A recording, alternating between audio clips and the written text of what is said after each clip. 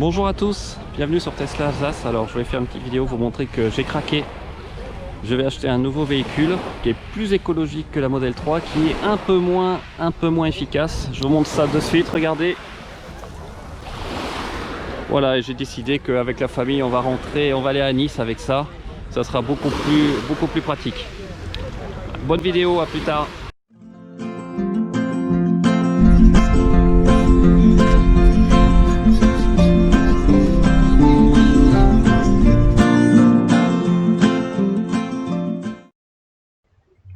Bonjour à tous, alors une petite vidéo aujourd'hui sur mon road trip depuis Bagnols-sur-Mer aux alentours de Nice. Un dimanche, donc vous allez voir c'est intéressant de nouveau. 1, de l'occupation des bornes, et 2, on a évidemment eu des bouchons, et voir quel est l'impact de la climatisation en été sur l'autonomie. Vous verrez, c'est intéressant et ça colle avec mes mesures que j'avais faites à la maison avec Skyman Tesla pour, vous savez, la consommation de la climatisation. Et là, il faisait vraiment chaud, hein. Il faisait 37, 38, voire 39 degrés sur la route. Et vous verrez que la Model 3, en tout cas, la chaleur, ça lui fait pas peur du tout, bien au contraire. Donc ça, c'était le premier trajet que j'ai considéré. Et c'était celui aussi proposé par le GPS de la voiture, à savoir, on s'arrête à Narbonne, on remonte à 80% environ, et puis on s'arrête une deuxième fois à Aix-en-Provence. Mais là, le problème, c'est qu'en fait, je suis sur les hauteurs de Nice, et moi, je voulais arriver au moins avec 50 voire 60% à l'arrivée. Donc, pour moi, Aix n'était pas idéal parce qu'il fallait vraiment que je charge au moins jusqu'à 95%. Et je trouvais que c'était un peu proche aussi de Narbonne. Donc, ce que je voulais faire, c'est de faire une bonne chasse à Narbonne et aller jusqu'à l'aire de Vidauban Sud, où là, je pouvais charger beaucoup plus que 34%. Vous voyez, je pouvais charger au moins à 80-90 pour arriver dans les hauteurs de Nice à plus de 55 voire 60%. Donc, je me suis dit, eh ben écoutez, on va tenter ça. On va faire une grosse charge à Narbonne et puis on va aller jusqu'à l'aire de Vidauban où c'est à plus de 330 km quand même de Narbonne. Donc que de l'autoroute. Intéressant au niveau de l'autonomie. Alors ABRB en roulant est vraiment très utile pour ça, notamment pour vérifier la disponibilité des superchargeurs. Mais là, j'avoue que la mise à jour en temps réel, c'est pas ça parce que c'était pas en adéquation avec ce que montrait le GPS de la voiture, et c'est vraiment le GPS de la voiture qui avait raison pour la disponibilité du superchargeur à Narbonne. Mais on va en reparler plus tard, car j'étais un peu impatient de voir ce que ça pouvait donner, non pas un samedi, mais comme un dimanche vers midi 1h. Et donc là, on part de Bagnols-sur-Mer. Je peux vraiment vous conseiller d'aller là-bas pour quelques jours de vacances. C'est vraiment très sympa. Alors pour se garer, comme je l'ai fait dans la vidéo précédente, les places pour véhicules électriques réservées, bah, c'est bien utile, à condition qu'elles soient libres évidemment, ce qui était mon cas, donc pas du tout problème pour se garer. Et on s'en est très bien sorti aussi pour aller en Espagne, où j'ai pu aller à Rosés et charger directement à 20 mètres de la plage. Il y avait une place électrique de libre, gratuitement en plus, donc c'était vraiment parfait. Et donc nous voilà partis sur l'autoroute. Et là, je suis en train de mettre, vous voyez, la première étape, parce que vous savez que le GPS de la voiture, on peut pas malheureusement mettre plusieurs étapes, donc jusqu'au superchargeur de Narbonne. Là, évidemment, aucun problème d'autonomie en partant de Bagnols avec plus de 80% de batterie. Mais là, évidemment, en se rapprochant du superchargeur, vous voyez là, on va voir en haut de l'écran, j'ai le préconditionnement de la batterie qui n'était pas encore assez chaude. Et je peux vous dire qu'à Vidauban, il n'y a pas eu de préconditionnement de la batterie, hein. La batterie était assez chaude vu qu'il faisait 39 ou 38 degrés en extérieur, donc pas de préconditionnement de la batterie pour arriver à Vidauban. Mais à Narbonne, oui. J'ai eu un préconditionnement. Donc la sortie automatique a bien marché, hein. Généralement il n'y a pas de problème. Et là j'arrive comme d'habitude au péage et je regarde un peu ce que l'autopilote me propose. Là, il reste collé à gauche, évidemment. Moi, ça me va pas puisque je n'ai pas le télépéage. Mais bon, rien de surprenant maintenant. Je pense que vous avez bien l'habitude avec toutes les vidéos que je fais en arrivant au péage en autopilote avec le maintien dans la voie. Là, on arrive à Narbonne. Et ce que je vous ai pas montré en fait sur les écrans intermédiaires, c'est que 20 minutes avant d'arriver à Narbonne, le taux d'occupation était plein. Donc 12 bornes sur 12 stèles sur 12 de prise. Et donc c'était un peu un inconnu hein, quand on allait arriver sur place. Est-ce qu'on allait avoir ou pas des places de libre? Donc Le GPS est quand même pas mal pour trouver, mais là, quand il n'y a qu'une seule porte d'ouverte pour le Novotel, il faut quand même connaître un peu, il faut faire le tour par la gauche par rapport à l'entrée principale. Et vous arrivez, entre guillemets, de l'autre côté par derrière, et voilà, vous arrivez donc au superchargeur de Narbonne. Là, on respecte les conditions de circulation, je vais pas à gauche directement, je prends le petit rond-point, et là, c'est la surprise. Est-ce qu'il y a des places disponibles? Et bien en fait, il y a 2 places qui s'étaient juste libérées 5 minutes avant que j'arrive, mais vous voyez, c'est quand même bien occupé. Là, vous en avez une à droite qui est libre, et moi, après, je suis allé au fond à gauche. Vous allez voir, donc un beau panel de voitures, et avec une surprise avec un abonné. Vous allez voir ça juste après, c'était super sympa. Une rencontre sympathique au superchargeur avec un abonné qui habite près de Lyon. Et voilà, donc je me gare et j'étais bien content d'avoir une place de libre. Et vous verrez après que il y a des voitures qui sont arrivées, 2, dont une qui a dû attendre heureusement que quelques secondes avant de pouvoir charger. Mais faut dire, voilà, même le dimanche, le supercharge de Narbonne, c'est vraiment un nœud central pour recharger dans le sud de la France. Donc là, je suis côté, vous savez, du côté où les panneaux sont classiques, rouges, où c'est vraiment réservé aux véhicules Tesla, pas de l'autre côté où il y a 2 emplacements où pendant 30 minutes, n'importe quelle voiture électrique, à mon sens, ou même thermique, peut se garer, ce qui est vraiment bizarre, puisqu'il y a des bornes associées à ces places, mais enfin bon, va savoir pourquoi. Il y a sûrement une décision de la part du Novotel d'allouer quand même certaines places de parking pour ceux qui logent à l'hôtel, quand le parking est bondé. Et voilà, donc on est parti. Vous allez voir que la charge là va être limitée, je vais pas monter à 120 kW puisque je vais pas deux places, on va dire, une borne de recharge que pour moi. Donc on avait limité, mais c'est quand même raisonnable, à 87. Je crois que ça va monter à plus de 80 kW après. Là je suis vers 67, 68. Et je vais monter en fait jusqu'à minimum 90% pour aller à vide de bord. Mais vous allez voir que le planificateur de la voiture est beaucoup moins optimiste que Better Route Planner qui me prévoyait 5-6% avec les données actualisées de la voiture. Et là, le GPS de la voiture me disait que moi c'était pas possible. Et là vous voyez, il y a une voiture qui et les gens respectent, c'est-à-dire que j'ai vu que dès que les voitures avaient fini de charger, les gens se déplaçaient, ne restaient pas sur l'emplacement de charge, donc ça c'était très bien. Et là vous voyez, on repart du superchargeur de Narbonne. Juste avant de continuer, je voulais quand même saluer l'abonné avec qui j'ai discuté au superchargeur, très sympa. Alors je me permets de shooter l'image car même si j'ai eu son autorisation, je suis pas sûr à 100% qu'il voulait que je publie sa photo sur ma chaîne, mais en tout cas c'était vraiment super sympa. Il m'expliquait qu'il avait acheté sa Model S d'occasion et que maintenant évidemment il ne reviendrait plus en arrière, que l'électrique c'est vraiment trop agréable en usage quotidien ou même pour les vacances. Et donc nous vous revoilà partis sur l'autoroute, objectif aller à Vidauban. Avec l'inconnu, est-ce qu'on va arriver jusqu'à Vidauban, parce que la voiture m'a montré au début qu'il fallait pas que je dépasse 120 km/h pour atteindre le superchargeur. Donc comme vous pouvez voir sur cette prise d'écran, vous voyez, j'ai même arrivé à 0%. Donc au début, j'ai roulé quelques kilomètres à 120 km/h, mais c'était quand même pas en phase avec ce que me dit ABRP qui a accès en temps réel aux données de la voiture, puisque j'ai lié mon compte Tesla, qui lui me disait au départ 5-6%. Et puis au bout d'un certain temps, je suis même monté, vous voyez, à 9%.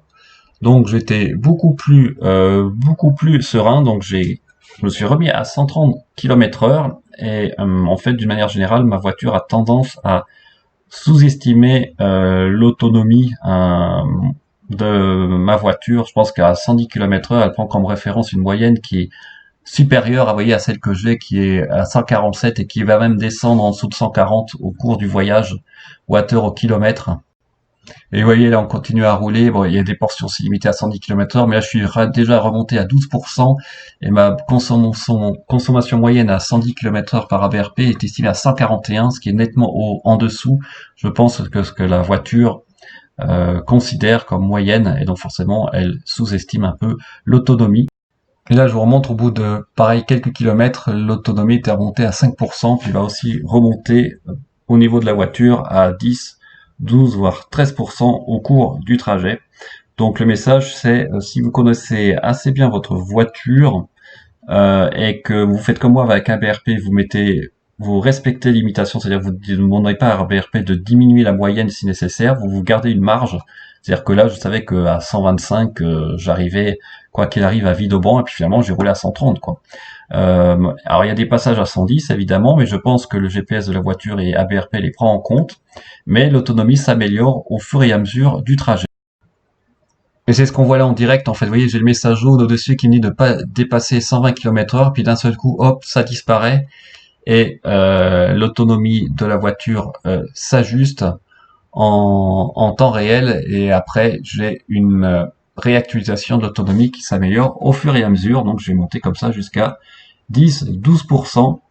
Et oui, là je suis à 121, et puis après je vais réaugmenter la vitesse pour me remettre à 130 km/h. Alors la question c'est pourquoi?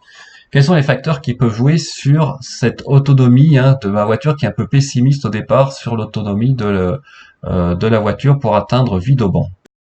Alors pour moi, il y a plusieurs facteurs. D'abord, ABRP, alors je ne sais pas si c'est très très pointu, précis, mais prend en compte la météo, y compris le vent. Et c'est très important dans la région de Narbonne, où si vous remontez sur Lyon, le vent, la tramontane ou le Mistral joue forcément sur la consommation. Donc ça, je pense pas que le GPS de la voiture le prenne en compte, prend surtout en compte le dénivelé.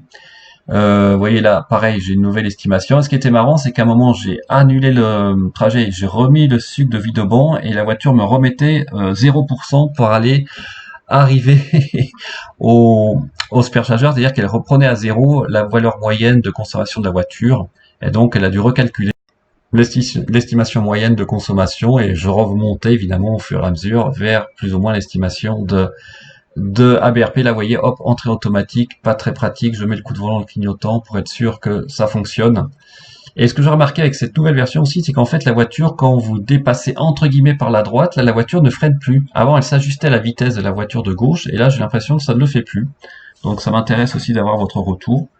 Vous voyez là, hop, je me rapproche de la voiture de gauche, mais en fait, bon, c'est parce que j'ai une voiture devant la voiture ralentit avec le régulateur adaptatif, mais d'une manière générale, elle double par la droite maintenant, alors qu'avant elle ne le faisait pas. Donc ça c'est nouveau. Et là, vous voyez, je pense que j'avais réactualisé le GPS en remettant la destination, et là il me remettait le message, mais en fait, pareil, au bout d'un certain temps, le message disparaît. Vous voyez, hop, et ça y est, la voiture recalcule. Au bout d'un certain temps, l'estimation moyenne, mais j'avoue qu'ABRP pour ça est très pratique. Donc premier point, je pense que le GPS ne prend pas en compte la météo, et notamment ce qui est très important, c'est en plus du vent, c'est la température. Alors je peux me tromper, mais je pense que là il faisait tellement chaud que l'air forcément est moins dense, et je pense que ça fait une sacrée différence, hein. Quand il fait 39 degrés, ou alors s'il fait 20 degrés ou 15 degrés, la résistance de l'air par rapport à la voiture est moindre à 39 par rapport à 15, ça c'est clair, hein. En avion c'est la même chose, hein. Quand vous voulez décoller qui fait très chaud, vous devez prendre plus de vitesse car vous avez moins de portance, et je peux me tromper, mais je suis sûr que ça a un impact sur la consommation quand même. Et le vent évidemment, ça c'est l'autre facteur. Alors ce que j'aimerais savoir, c'est si ça prend en compte les limitations de vitesse sur l'autoroute. Je pense que oui, parce que j'avais quand même des portions à 110. Mais c'est vrai que quand je prenais ces portions à 110, je voyais l'autonomie aussi qui augmentait un peu, hein, le pourcentage d'arrivée qui augmentait un peu. Donc ça a quelque chose à creuser aussi. Je pense pas que la voiture considère que c'était à 130 partout. La sortie automatique, voilà, vous voyez, ça marche très bien, sauf que là, pareil, elle va vouloir se mettre sur la voie de gauche. Donc là, je suis obligé de reprendre la main, je vais dire non, non, cocotte, tu restes à droite. Et là, on va arriver à un péage, donc toujours pareil, je diminue la vitesse avec la molette, je regarde ce que la voiture fait en termes de direction, elle hésite un peu, et après, à un moment, je pense que je vais reprendre la main. Ah même pas, ouais, là, je garde la voie qu'elle me préconise. Ah non, vous voyez, je vais à droite parce que c'était encore un télépéage. Et là, je vais me faire mon petit plaisir, hein, avec mon modèle 3 ou modèle X ou modèle S, je pense que tout le monde fait quand on arrive à un péage. On va se faire une bonne petite accélération, sachant que ça consomme quand même, hein. Je suis quasiment sûr qu'en faisant l'accélération là, j'ai perdu 1%. Alors après, on récupère un petit peu, mais c'est sûr que faut pas faire ça tous les 10 km. Si y a des péages, heureusement, il n'y en a pas tous les 10 km, parce que là, je perdrais beaucoup d'autonomie. Quand vous utilisez les 530 chevaux, entre guillemets, instantanés de la voiture, et ça se ressent en termes de consommation, ça se voit directement sur l'écran. Et vous voyez, hop, j'attends un peu pour bien sortir, et là, j'accélère, donc j'ai pas chronométré pour cette fois, mais vous savez que généralement, la voiture, seule dans la voiture, en tout cas là, c'est sûr, ça sera moins impressionnant, mais c'est déjà très très raisonnable. Je suis sûr que je fais le 0 à 100 en 3 secondes 8, quelque chose comme ça, comme j'avais mesuré avec toute la famille dans la voiture contre 3 secondes 2 environ, tout seul. Donc ça marche vraiment très très bien. C'est le petit plaisir qu'on peut se faire, en tout cas en sortie de péage avec la voiture. Et après, bah, vous remettez au régulateur tranquillement. Là en plus, il y avait des, je crois que c'était plus tard, de la pollution, donc j'ai dû diminuer ma vitesse de 20 km/h, ce qui m'a aidé également encore plus par rapport à l'autonomie pour arriver à Vidobon. Là, je voulais montrer un Urus, voilà, qui je ne sais pas pourquoi, c'est une manie de certaines voitures de vous serrer un peu à droite quand ils vous doublent. Alors, je vais pas en dire plus parce qu'autrement, je vais m'attirer les foudres de certaines régions de France. Mais bon, c'est comme ça. En tout cas, la voiture est très belle. Bon, par contre, ouais, sa consommation en essence est assez remarquable, on va dire, en termes d'efficience énergétique. On a vu mieux, mais en tout cas, c'est sûr, c'est quand même un sacré moteur. Et je pense que le propriétaire se fait bien plaisir. Mais enfin bon, s'il pouvait éviter de me serrer à droite quand il me double et garder la ligne, ça serait quand même mieux. En tout cas, avec l'autopilote, nous, on n'a pas ce problème. On reste bien au milieu de la voie. Ça, il n'y a aucun souci maintenant. C'est bien fiable. Et là, je sais pas si ça se voit bien sur l'écran, mais à 110 km/h stabilisé, hein, la consommation de la voiture, quand c'est plat, est vraiment remarquable. J'étais autour de 140 Wh au kilomètre, ce qui en théorie préfère de 100% à 0%, 500 km d'autonomie. En été, vraiment, la consommation de la Model 3 Performance est vraiment très bonne, et j'imagine même une SR+, ça doit être encore plus impressionnant. Et donc on continue notre petit bonhomme de chemin, et on va avoir des bouchons qui vont se succéder. Et là, c'est intéressant parce qu'on peut toujours se demander quel est l'impact sur la consommation de la batterie, hein, même si j'ai quasiment jamais été complètement à l'arrêt. Mais la climatisation, en fait, j'ai perdu quasiment rien, hein. Il faut savoir que c'est à peu près entre 500, on va dire, ou 1 kW maximum la climatisation. Je pense, allez, disons, dans le pire des cas, 1 kW, là, il faisait 39 degrés, mais je suis même pas sûr, parce que j'avais la ventilation, donc la température au mini, comme d'habitude, et après la ventilation entre 2 et 3, donc étonnamment très efficace, hein, même avec 39 degrés dehors, avec une ventilation 3, ça suffisait. Alors, il faisait pas 21 dans la voiture, hein, mais tout à fait acceptable, et à mon avis, j'étais même en dessous d'1 kW. De consommation, c'est-à-dire que vous perdez en une heure 1 kWh. Donc si sur 10, si vous reste 10%, 10% c'est 7 kWh. Donc vous perdez 1 kWh, donc il vous reste à peu près 8%. Donc on va dire, oui, il faudra quand même 5 heures de bouchon sans bouger d'un seul centimètre pour épuiser la batterie. Donc vous avez quand même de la marge. En hiver, par contre, c'est différent, hein. S'il fait moins 10 ou s'il même fait 0 degré, que vous êtes seul dans la voiture, même si vous allez réchauffer un peu l'air ambiant, à mon avis, on consomme plus d'1 kWh maximum en plein arrêt, hein, puisque moi j'avais vu, je crois que Bjorn Island avait fait une estimation à 1 kW5. Moi, j'estimerais même voir 2 kWh, 2 kW pour une heure avec le chauffage à 21. En conditions vraiment hivernales, complètement à l'arrêt. Donc là, il faut mieux prendre une marge pour arriver au superchargeur, plus de 20% plutôt que 10. Moi, c'est ce que je mets 10 maintenant en été. Voilà, donc là, on est toujours dans les bouchons après en sortant du péage de Lançon de Provence. Et là, c'est sûr que l'autopilote, si on arrive à l'activer, puisque là il n'y a pas de ligne, c'est quand même bien pratique. On se préoccupe pas de quand la voiture avance devant, elle avance, donc faut surveiller quand même les côtés, hein, puisqu'il y a beaucoup moins de lignes après sur l'autoroute que là le nombre de voitures alignées de gauche à droite qu'on voit. Mais voilà, c'est toujours agréable. Ça peut être un peu plus souple, des fois je trouvais que mais bon, ça va quand même, c'est mieux qu'avant, je pense. Avant, des fois le démarrage était un peu plus, pas violent, mais un peu plus brusque. Là, dans ces conditions, c'est très bien. Et donc, après plus de 330 km en partant à 90% de Narbonne, je suis arrivé à 13% à Vidobon. Donc, ça fait 77% de consommé que pour l'autoroute et 330 km, c'est vraiment remarquable. Sachant qu'évidemment, j'ai pas roulé à 130 tout le temps. J'ai eu quelques bouchons, j'ai roulé à 110. Mais enfin bon, vous voyez, la voiture me disait 0%. Finalement, j'arrive avec 13% de batterie à Vidobon. Donc, elle avait vraiment surestimé ma consommation. À la limite, je préfère que ça soit dans ce sens-là que dans l'autre.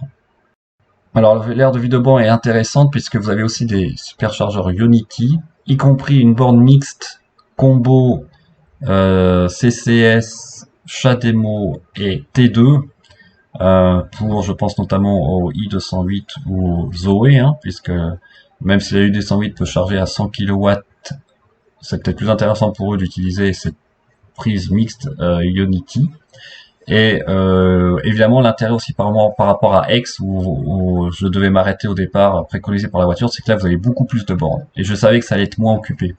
Parce que quand vous arrivez après Toulon, il y a pas mal de superchargeurs sur la côte d'Azur, donc j'étais vraiment tranquille. Alors qu'à Aix, si je me trompe pas, j'avais que 4 stèles, ce qui est un peu limite. Là, j'étais bien content d'arriver à Villeurbanne, et comme je vous l'ai dit, je pouvais charger beaucoup plus et arriver à plus de 60% sur les hauteurs de Nice. Alors, je vais vous montrer donc 155 Wh/km, 330 km de fait, j'ai dépensé 51 kWh. Et en fait, j'ai eu un message que en fait vous devez connaître, c'est qu'en dessous de 20%, le mode sentinelle effectivement ne s'active plus, mais dès que j'ai mis la voiture en charge, j'aurais pu activer le mode sentinelle, donc c'est toujours bon à savoir. Et vous voyez là, l'estimation, alors j'ai fait plusieurs reboots hein, de la navigation pendant le trajet, mais vous voyez là, la différence quand même, là il me disait 8 ou 7% et je suis arrivé à 13% finalement, donc une grosse différence d'estimation. Et puis vraiment aussi, par rapport à une voiture thermique, le gros intérêt de véhicule électrique, en tout cas pour la Model 3, je crois qu'on c'est pas sûr qu'on puisse le faire avec la Zoé, mais je vous demande si vous le savez, vous pouvez me donner l'info. Gros avantage de la Model 3 quand il fait 39 degrés, c'est que pendant que vous chargez, vous pouvez laisser la clim. Et ça fait une grosse différence. C'est-à-dire que vous pouvez aller aux toilettes, faire ce que vous voulez. Moi, les enfants ont pu rester dans la voiture. Donc, vous laissez la clim hein, pendant que vous chargez. Alors, vous consommez forcément un peu plus, mais au moins, quand vous revenez, c'est pas un four. Hein, puisque là, quand il fait 39 degrés dehors, évidemment, on ne plaisante pas. Il faut, moi en tout cas, je laisse la clim. Et là, vous allez voir, je vais avoir une bonne charge. Par contre, là, je peux vous dire que les ventilateurs, je vais monter à 120 kW, je crois, les ventilateurs vont vraiment tourner à fond pour cette fois refroidir la batterie pendant la charge. Ça, c'est clair, avec 39 degrés dehors.